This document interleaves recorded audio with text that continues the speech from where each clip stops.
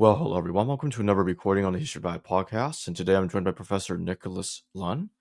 And today's discussion is based on his book titled The Original Ending of Mark, a new case for the authenticity of Mark 16:9 to 20. The link to purchase the book will be in the Amazon affiliate link provided in the description below and the pinned comment. That being said, Nicholas, thank you for joining me today.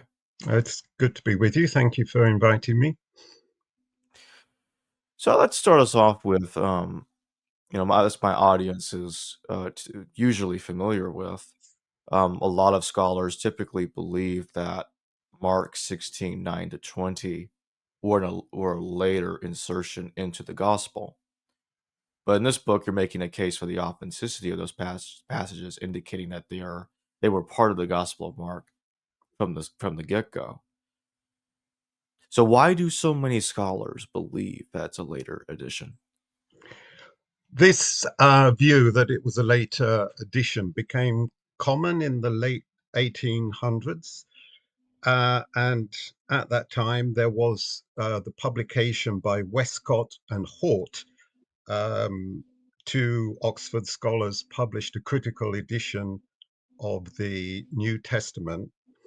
And in the marginal comments of that publication, they expressed their doubts about the authenticity of this longer ending of Mark. There had been a few indications before that by certain scholars, but the critical edition of the Westcott and Hort New Testament in Oxford was a major publication that had kind of a global impact. Um, and so, through the marginal notes and the accompanying comments of that critical edition of the Greek New Testament, the idea spread that these last 12 verses were not authentic. And they had a basis for saying that, which was shortly before the publication of the Westcott and Hort Greek New Testament. Two very ancient Greek manuscripts, two very well-known ones that we call Codex Vaticanus, codex simply being the Latin word for book, and Codex Sinaiticus. These had been published 1840s, mid 1800s, around that time, shortly before the work of Westcott and Hort. And indeed, the discovery, or the rediscovery, should I say, and publication of these two very significant manuscripts, no doubt led Westcott and Hort, well, possibly the whole project of a new critical edition of the Greek New Testament, but especially to include the fact that these two Greek manuscripts did not contain these last 12 verses. Prior to that, every manuscript in Greek of the New Testament had contained them. So that, in effect, started a new scholarly consensus. Before that, it was generally accepted by the church and by scholarship that these verses were part of the gospel. But with the discovery and publication of Codex Vaticanus, Codex Sinaiticus, and the Westcott and Hort New Testament following on from that, it became widely believed amongst biblical scholarship that these last 12 verses should not belong. Why do you think that it's missing from a couple of manuscripts, but many other manuscripts contain it? What do you think is going on there? Well, evidently there is a significant textual issue at the ending of Mark's Gospel. It's one of the two major critical issues in the New Testament, the other being the pericope about the woman caught in adultery in John's Gospel. These are the two lengthiest. There's many hundreds of other variations, of course, if not thousands, just in matters of spelling and grammar and so on, and individual verses. But these are two fairly large sections of the Gospels, um, and significantly, in the case of the Markan one, firstly, it covers the resurrection passages. Um, the longer version contains three resurrection events where Jesus appears to various people after being raised from the dead. If you take off the 12 verses, you don't have resurrection appearances. You just have women coming to an empty tomb where an angel reports to them verbally that Jesus has risen, but there's no actual appearance. The cutoff point is kind of so precise that I think you have to come to the conclusion that if if these last 12 verses were original, in some cases they were removed deliberately, which is my own understanding of what happened, that they were there, and they were intentionally cut off at that particular point before the resurrection appearances. The break is too neat to assume that the loss was accidental. Some people have this theory about the last page of a manuscript went missing early on in the textual transmission, but it comes very precisely at the end of a sentence, and I think it's too much of a coincidence. So I do believe that this happened deliberately. That at some stage there were people who looked at the Gospel of Mark and deliberately removed the resurrection appearances. Now, in my book, this is what I outline in the conclusion. There's a obviously, there's a long build up to how we get to that point, but in a nutshell, I believe that we can trace we can trace the loss of the ending to a particular geographical location at a particular time. That location would be Egypt. Um, the two manuscripts that I mentioned, Codex Vaticanus and Sinaiticus, both originated in Egypt. And there are other documents, not in Greek, but there are other copies of the New Testament, like the old Syriac Sinaitic manuscript. This also lacks those 12 verses. But, as the name suggests, this was discovered in Egypt. And Eusebius, the fourth century church father, he notes the lack of these verses. He was based in Caesarea, and all indications show that the library of the church in Caesarea had its origins in Egypt. So, and the only there's an old Latin manuscript, Codex Bobiensis, which lacks these verses. And although that was kept in a monastery in Italy, it's been shown that this also originated in North Africa. So the two main Greek books, Codex Vaticanus and Sinaiticus, which lack these verses, originated in Egypt. Eusebius was working in Caesarea in a library which was probably largely assembled by Origen before him, who had originally been in Egypt. So um, I think we can trace the beginnings of the textual problem to Egypt shortly before the time of Eusebius himself. And it's significant, I think, that Eusebius, Codex Vaticanus, and Codex Sinaiticus all can be dated around the same time. We're talking the kind of towards the middle of the fourth century. And I don't think it's coincidence that Eusebius highlights the lack of these verses from many manuscripts that he knows of, and he dates from around the same time as the manuscripts that lack them.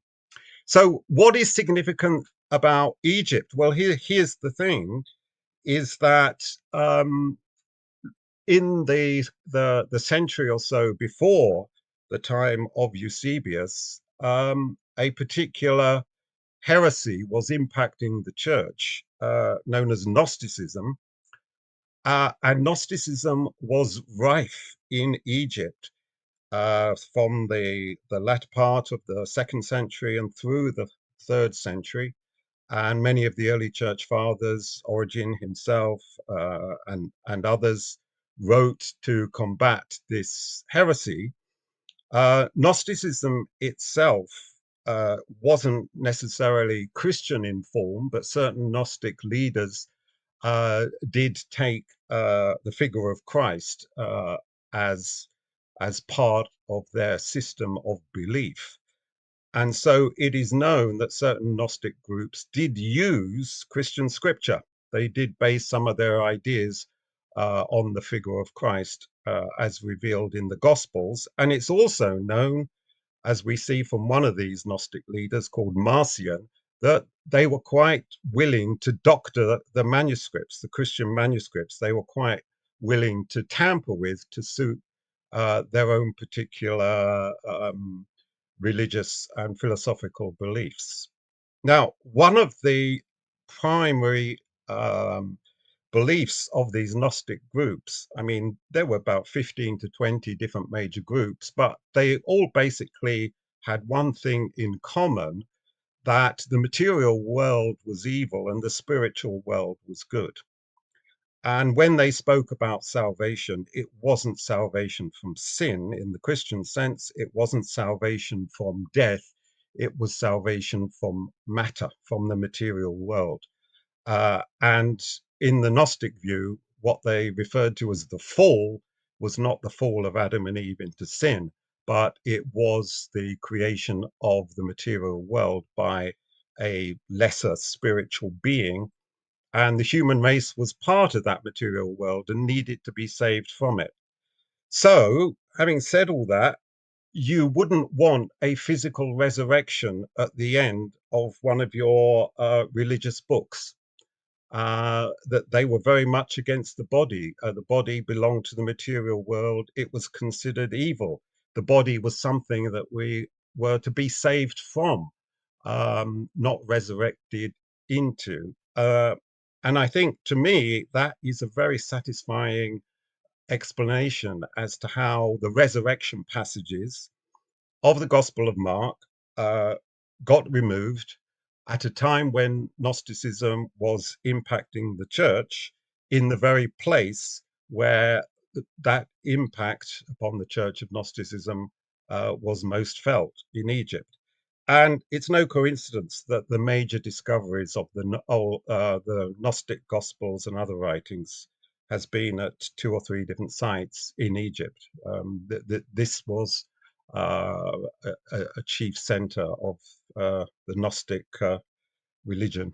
What would you say is the primary external evidence for the longer ending's authenticity? Okay, so when we talk about external evidence, as distinct from the internal evidence, which we derive from the book itself, the Gospel of Mark, external evidence takes on two basic forms. So you have the copies of Mark, the ancient copies of Mark, the manuscripts, and these manuscripts are in Greek, which is the language in Mark, which Mark was originally written in. And then you have the versions of that in other languages like Latin and Coptic and Syriac and so on. So the manuscripts form a significant element in what we consider to be the external evidence, but that's only part of it, because we have the writings of the church fathers, and these are full of quotations, as we would expect, of the New Testament, because these church fathers were constantly preaching, teaching the New Testament to their congregations. They wrote commentaries, they published homilies, And it's been said that even without any of the manuscripts, we could still reconstruct the whole of the New Testament pretty much from the writings of the Church Fathers. So their quotations are a very significant component of what we call the external evidence. So, in many of our English translations of the Bible, the kind of footnotes that we get, especially at the ending of Mark's Gospel, uh, focus very much upon the manuscript evidence. And they don't tend to say very much about the church fathers, what we call the patristic evidence. And so, if you just read a brief footnote in your English translation of the Bible saying the earliest manuscripts do not contain these last 12 verses of Mark, it sounds pretty conclusive. And, if I go back 15, 20 years or so, that's what I thought. That was the position that I held. These verses are not in the earliest manuscripts, therefore they're not genuine. But when you just have a brief footnote like that, it's not giving you the whole picture no, by a long way. So when it says it's not in the earliest manuscripts, there's certain things that are not being expressed in that. It's obviously a true statement, but it does need to be quite significantly qualified. Firstly, it should be pointed out that there's only two manuscripts among the six. We have about 6,000 Greek manuscripts. Around 1,600 of those contain the Gospel of Mark, and only two out of the 16. No, I think one is debatable. There's a late medieval commentary which may not have included commentary on the ending of Mark, but okay. So there's two or three Greek manuscripts out of 1,600 that lack these verses. So those footnotes are not telling you it's only basically two of the oldest manuscripts. But more significantly than that, these footnotes are not explaining that these oldest manuscripts only go back as far as the fourth century. Mark was written in the first century. That these manuscripts date from 300 years after the time that Mark wrote his gospel. But any sort of lay reader, or many lay readers, when they read, oh, it's not in the earliest manuscripts, they may get the impression that these manuscripts date from shortly after the time of Mark, but it's not. It's 300 years. So what these footnotes should say is these last 12 verses are not in the two of the earliest extant manuscripts, the earliest manuscripts that we have. But these manuscripts, by far, do not take us back to the time of Mark. And also, by far, they are not the earliest external evidence that we have. We can actually go back 200 years or more before the time of Codex Sinaiticus, before the time of Codex Vaticanus in the fourth century. We can go back to the church fathers in the second century, and there are several church fathers from around that time, the latter part of the second century, the middle of the second century, and I would also argue from the first part of the second century, who we can tell from their writings, they knew these last 12 verses of Mark, and in some cases quoted them by name as being from the Gospel of Mark. So that's the earliest external evidence that we have.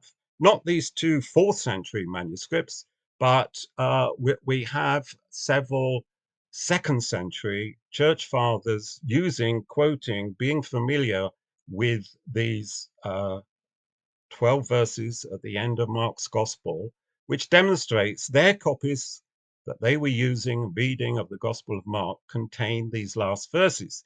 That's the earliest external evidence. And when textual critics of the New Testament, scholars who are trying to piece together the New Testament, such as Westcott and Hort, in a way, they kind of kicked off the whole discipline of textual criticism in the late 1800s, or were among the earliest scholars to do so. They came up with a number of canons of rules, and the first one of those is antiquity. The primitive nature um, of a particular reading is the first canon of textual criticism. And it's demonstrable from the writings of the church fathers that the earliest evidence we have for these last 12 verses in Mark is actually one that for inclusion. These verses were there in the second century. And so, if there are manuscripts 200 years later in the fourth century, like Sinaiticus and Vaticanus, uh, to me, it seems the most likely explanation is that sometime after the second century, a textual error occurred. And as I said, I think that was the deliberate removal of the resurrection appearances in the area around uh, Egypt for the reasons that I gave. What is the primary internal and thematic evidence for the longer ending's authenticity? Yeah, it was this that actually started me looking into this particular issue about 14, 15 years ago now. Um, I think that as you're reading through Mark's gospel, you have various predictions that his resurrection is coming, that Jesus' resurrection is coming. So it seems very peculiar not to have a resurrection passage which would, fulfill those predictions. It's kind of building up to it. And it just seemed very unusual to me that there should not be resurrection passages at the end of the gospel. Um, and one of the themes that scholars, not myself, but if you read the commentaries, there's commentaries by James Edwards, for example, in the Pillar commentary series. There's monographs by Rick Watts. I think it's called the New Isaiah's New Exodus in Mark's Gospel. Scholars highlight the theme of the new Exodus in the Gospel of Mark, that Jesus has come to deliver people not from a slavery of a political, physical kind, but spiritual slavery to sin and death. And throughout the various episodes of Mark's Gospel, there are clear verbal and thematic allusions to the Exodus narrative in the second book of the Old Testament, the book of Exodus. And tracing these allusions through the Gospel of Mark, coming into the longer ending, we find that these allusions to the Exodus theme are very much there also in these last 12 verses. When I was studying these last 12 verses in Greek and comparing them with the Greek text of Exodus, I found that there were a series of parallels between what we read in these last 12 verses and the call of Moses in Exodus chapter 3 and 4, which of course initiates the whole of the Exodus.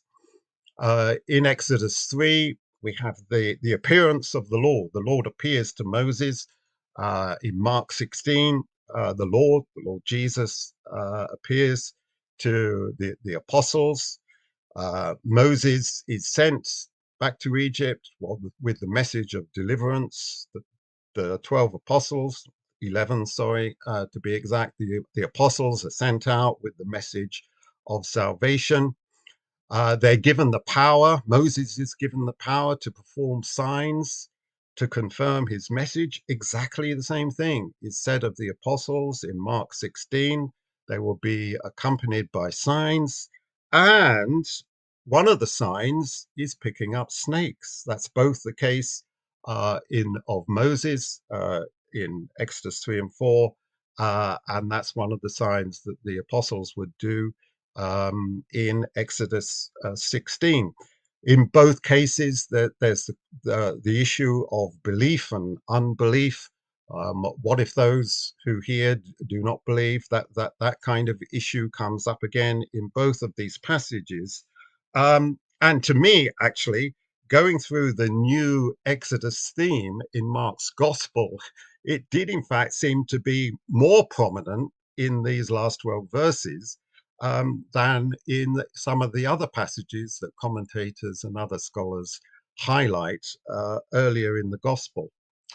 So it's tracing through the the the uh, the mounting expectation that there's going to be a resurrection. You've got three resurrection predictions throughout the Gospel of Mark, and then you've got three appearances at the end. You've got the tracing of the new Exodus theme coming to its climax in those last 12 verses, where the disciples, the apostles, are sent as Moses was sent to lead the people out from slavery, not to the Egyptians, but to sin and death.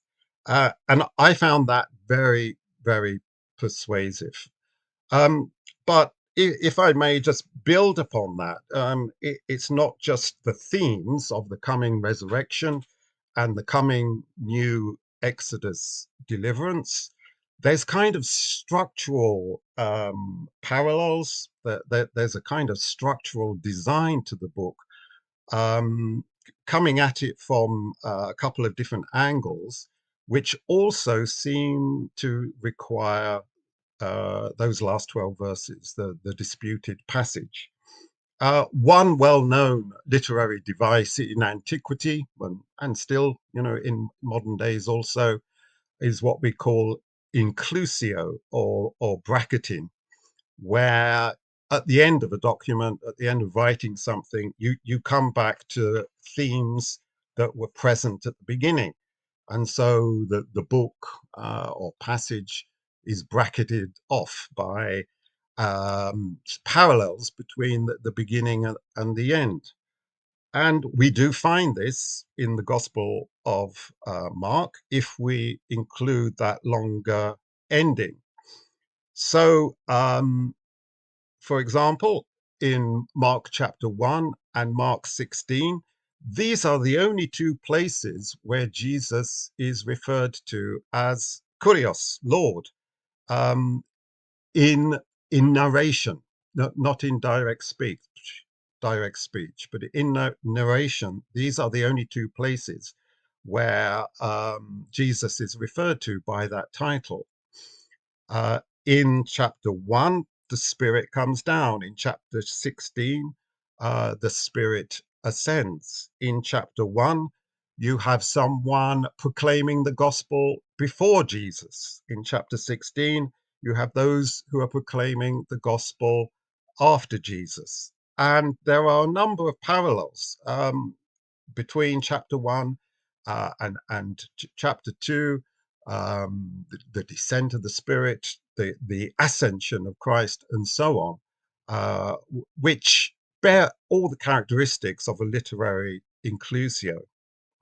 But much more prominent than that is the fact that Mark divides his gospel into four sections of approximately the same length. And it's best probably to say section 1, you call it A. Section 2, we would call B. Section C is B paralleling section 2, and then section 4 is another A paralleling section 1. So you've got A, B, B, A. The whole gospel is structured around that kind of design.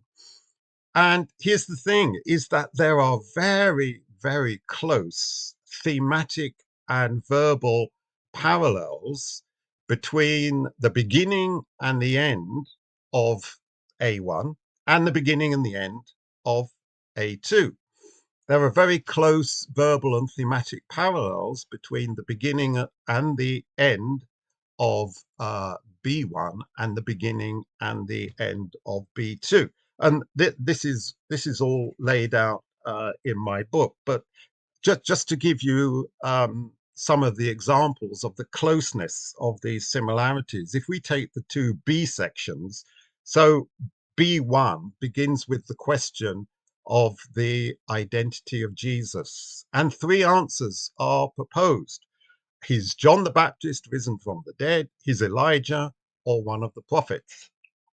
And then you look at the beginning of B2. Again, the question, who is Jesus? And three answers are proposed. It's John the Baptist risen from the dead, it's Elijah, or one of the prophets. So the beginning of B1, the beginning of B2 revolve around that same question, who is Jesus? What is the identity of this person? And in each case, the same three answers are suggested. And then at the end of B1, you have a healing, a miracle story, where somebody who is blind is healed by Jesus. And you go to the end of B2, you have a healing miracle, someone who is blind is healed by Jesus. And those are the only two healing miracles of that nature in the gospel. So basically, you've got this section B, B1 and B2 that begin and end in the same way. Now, if you apply that to the A sections, this to me, just clinches the matter. I mean, when you talk about textual variants and things that date back centuries and centuries, there's always a question of probability. But to me, this structural design of Mark, where you have these different sections paralleling each other, to me it just clinches it and almost, I would say, removes it beyond the realm of probability. It's to an almost certainty. So the ending of A1 and the ending of A2, if my theory is correct, these should be in parallel, and it should require that those last 12 verses are there. So A1 ends like this. And here we're looking at the last part of chapter 5 and the first part of chapter 6 of Mark, remembering that chapter divisions were not there. This is a continuous text of Mark. The chapter divisions were added much, much later. So this is not a text broken up by a chapter division. So towards the end of Mark chapter 5, you have the resurrection of Jairus's daughter. Following on immediately from that, you have Jesus visiting his hometown, where he is greeted by the unbelief of his own people. And then following that, in chapter 6, verse 6 to 13, you have the passage where Jesus sends out his 12 disciples to preach. So what you have there at the end of that first A section, the first quarter of Mark's gospel, at the end, you have the resurrection, you have Jesus among his own people who greet him with unbelief, and then you have the disciples, the apostles, sent out to preach. And then when you come to the end of the second A section, A2, which is the very end of the gospel, including these last 12 verses, that is exactly what you have in those 12 verses. You have resurrection, this time of Jesus himself. So at the end of A1, resurrection of Jairus's daughter. At the end of A2, the resurrection of Jesus. And those are the only two resurrection accounts in the whole of Mark's gospel. That there's no other. At the end of A1, following on from that resurrection, there was Jesus among his own people who didn't believe in him. And we find the phrase that he was amazed because of their unbelief. And at the end of A2, we have Jesus among his disciples, his own people, not biologically, but you could say in spiritual terms. And he rebukes them because of their unbelief. And that phrase, because of their unbelief at the end of A1, because of their unbelief at the end of A2, is identical. Diatein apistian auton, diatein apistia auton. It repeats in both places. And thematically, it's connected. It's both passages have to do with the difficulty, the refusal to believe in Jesus' claims, in one case that he was the Messiah, in the other case that he was raised from the dead. And both groups of people are those who really, in some way, were in a better position to know who Jesus really was. These were his own kin in Nazareth at the end of A1, and these are his own disciples at the end of A2. And then, thirdly, after the resurrection, the unbelief of his own people, we come on to the next subunit, 6 verse 6 to 13. Jesus sends the 12 out to preach. And coming to the ending of Mark, we have Jesus sending out the apostles to preach. And again, there is a verbal link. So at the end of A1 in chapter 6, it says, going out, they preached. Exelthontes ekeruxan. And there at the end of the longer ending of Mark, we have going out, they preached, exelthontes ekeruxan. Exactly the same Greek words, the same form. We have an aorist plural participle followed by an aorist indicative verb, both identical. So thematically, the ending of A1 connects extremely closely with A2, and linguistically at the verbal level, that there are these verbal links also. So, you know, having studied this and sort of immersed myself in it, looking at the linguistic internal evidence, looking at the manuscript evidence, looking at the patristic evidence, I'm pretty convinced in my own mind if archaeologists were to discover a second century papyrus containing Mark's Gospel, it would have these last 12 verses. And can I just add on the internal evidence? One of the things that Westcott and Hort, one of their arguments was, oh, there's so many words and phrases in the ending of Mark that are not found elsewhere in the Gospel. And this is a common claim. The commentaries all say this. There's so many words and phrases, and if you count them up, I think the official figure is 17. That there's 17 words and phrases in these last 12 verses of Mark, and they don't occur anywhere in the Gospel. But what these claimants don't do, the people who claim this is an argument, what what they don't actually do is put that in context. Okay, yes, there are 17 words and phrases that are unique to these last 12 verses, but so what? We need to put that in the context of the rest of Mark's Gospel. These last 12 verses contain about, 166, 167 words, to be precise. So what is not done by those that object to the longer ending, what is not done is to go through Mark's Gospel to take a section of a similar length and see how many words and phrases are unique. And in my book, I spend quite a few pages actually doing that.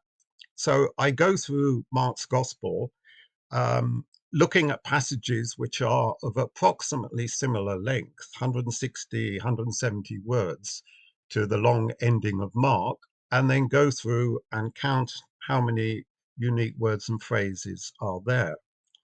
Some passages of similar length have only like 5 or 6 unique words and phrases. Some passages of similar length have like 11 or 12 words, unique words or phrases. But then there are other passages like Mark's version of the parable of the vineyard, Mark's version of the anointing of Jesus in Bethany. And these are around 160 words long, similar length to the long ending of Mark. And one of those passages has 19 unique words and phrases, and the other one has 20. And so the fact that there are 17 in the long ending of Mark actually fits within the Markham parameters.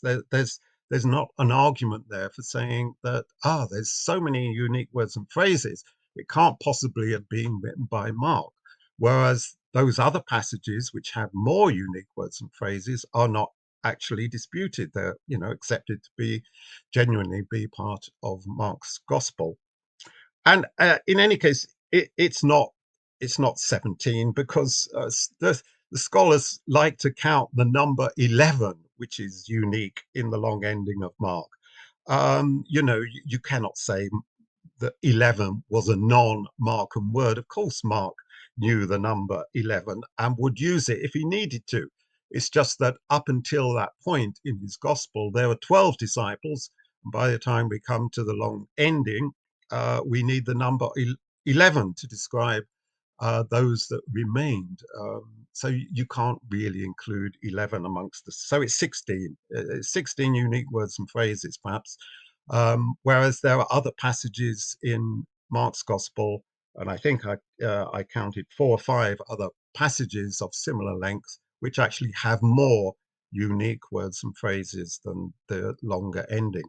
So the argument on the basis of difference in vocabulary and phraseology, it just doesn't stand as far as I can see.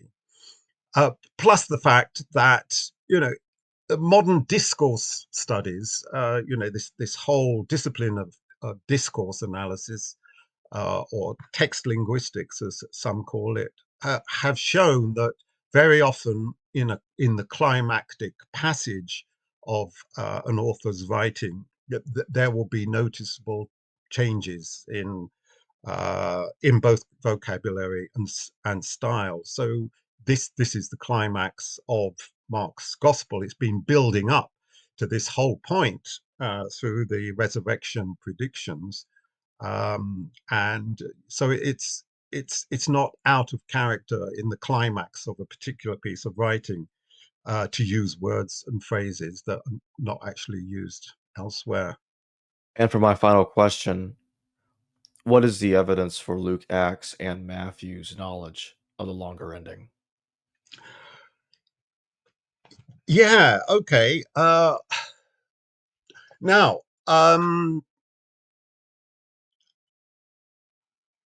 in my book, I suggest that Acts chapter 10, um, which is the passage where Peter preaches the gospel to Cornelius. And we have a gospel presentation there written by Luke, put into the words of the apostle Peter.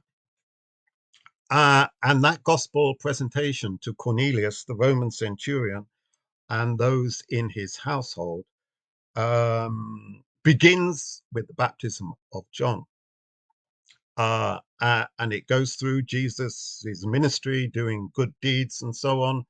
Then it goes through his crucifixion, and then it goes on to his resurrection appearances, and then Cornelius and those with him start speaking in tongues, which is evidence of their belief in this message. And in those verses from Acts chapter 10, it does seem to be following Mark's gospel. Mark begins with the baptism of John, and as you most readers, many readers might be aware, there is a particular association between Mark's gospel and the Apostle Peter, who is the one preaching there in Acts chapter 10. There is early patristic testimony, especially a very early Christian writer shortly after the time of the apostles, called Papias of Hierapolis, who speaks of Mark as writing his gospel at kind of in association with Peter the apostle, because a gospel needed apostolic authority, and Mark himself was not an apostle. So if Mark's gospel is in fact, in a sense, the gospel according to Peter, it does correspond closely to the gospel presentation that we have in the book of Acts, chapter 10, where Peter preaches. And beyond the resurrection in Acts chapter 10, it goes on to speaking in tongues. And of course, in Mark chapter 16, in the resurrection passages, it goes on to talk about believers, speaking in tongues. So there is that connection there also. As regards Matthew's knowledge of it, I'll have to put that one on hold. Since I wrote this book on the ending of Mark, I've been it kind of that period of study in the Gospels kicked off an interest in the synoptic problem, and I've been dipping in and out of that over the last few years, and I'm thinking of writing something up on that. When I wrote the book on the Gospel of Mark, I was a firm believer in Markan priority. And over the last few years, I've come to accept that Matthew was, in fact, the first Gospel. Um, so if Matthew precedes Mark, it wouldn't be a case of Matthew knowing of Mark's ending, but possibly the other way around. But um, yeah, I need to do some more investigation into that. But I am I think I'm almost certainly I've moved away now from Markan priority in favor of Matthean priority, which of course was the early patristic consensus and remained so for the best part of 17 centuries. And I think that that in itself is quite a weighty argument. But one of the things that's kind of making me lean in that direction is, apart from teaching and lecturing in various colleges, um, I'm a translator, a Bible translator. And one of the things I have to do is a synoptic check, where I use a software developed by the United Bible Societies called Paratext, which brings up Matthew, Mark, and Luke in parallel and highlights the differences for you. And I was doing a synoptic check with one of the translation projects that I was working with. And this time, I've done it several times before, but this time I thought I'd do it with a view to seeing whose language was primary, Matthew's or Mark's. And as I was going through, it did seem to me quite evident that Matthew's language spilled over into Mark, and it did not happen the other way around. There seemed to be a lot of language influence from Matthew into Mark, but not from Mark into Matthew. So I've got about 200 pages of notes on this particular issue, and if and when I get the time, I may write these up into a study of the order of composition of the Synoptic Gospels, but that remains to be seen. So I'll ask one more question actually before we go. So which position are you leaning towards? I know you're saying there's more work you're doing right now. So which version of Matthean priority are you more comfortable with? The Augustinian position, Matthew, Mark, Luke, or the Grisback or Henry Owen, Matthew, Luke, Mark? Yeah, I'm I'm pretty convinced that whichever one, I mean, both of those are Matthean priority, obviously, and I'm pretty convinced from what I've seen linguistically and from the patristic evidence that Matthew is first. I have yet to be decided on who comes second. Um, I it wouldn't surprise me if I yeah if I end up in the Griesbach position, which would be uh, Matthew, Luke, Mark. I think from what I've been mainly concentrating on the relationship between Matthew and Mark. I have done some study of the relationship between Mark and Luke, but I need to do a lot more on that. But I think, in answer to your question, if I had to come down one way or the other, it would be the Griesbach position rather than the Augustinian. Yeah. And just to remind everybody, again, the link to purchase the original ending of Mark, a new case for the authenticity of Mark 16:9 to 20, is in the description below and the pinned comment. That being said, Nick, thank you for joining me today. Thank you. It's been good. Thank you very much. Hello viewers, thanks for watching this video from the History Valley YouTube channel. Please don't forget to subscribe and hit the notification bell. And if any of you wish to further support this channel, please consider checking out this channel's Patreon page and becoming a patron, and or donate through PayPal or through Super Chat during the live stream. Thank you.